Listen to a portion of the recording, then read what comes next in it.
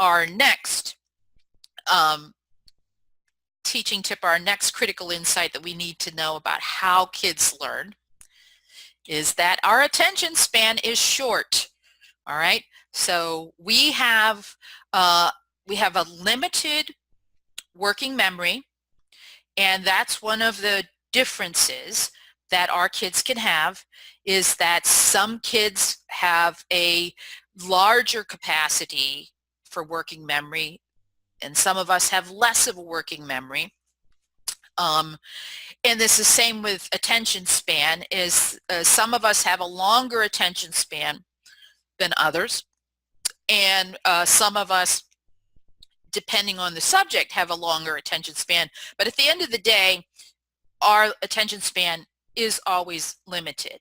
And so we as teachers and parents need to recognize this. Okay, I'm dealing with kids who have limitations in terms of working memory. Am I overloading that?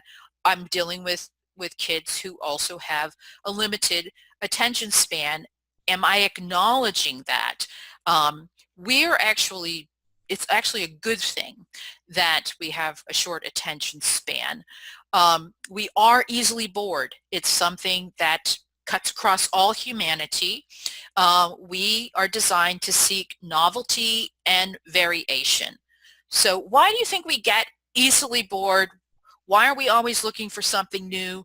Why are we always looking for something? Is our attention revived if it's presented in a new way, if there's variation? Why do we like to deviate from the routine? Well, it's good for our brains. Our brains, as I said at the beginning, develop through learning, through processing information.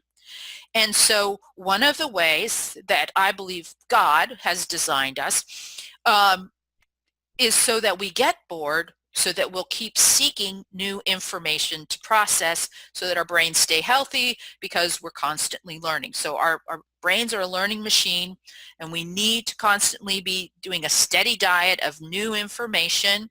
And so we get bored and we go looking for new interests, and we look for something new to make us curious, to motivate us to engage in more learning. So we as teachers and parents need to realize that, okay?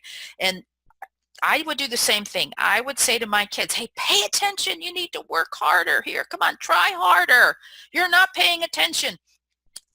And maybe sometimes it was a character issue, but I think 9 times out of 10, their brains were just acting like they're designed to act, and that I needed to up my game a little bit, that I needed to find a way to introduce some novelty or some variation, or I need to mix up the routine, add some surprise to our homeschool schedule to re-engage them and to help keep their attention.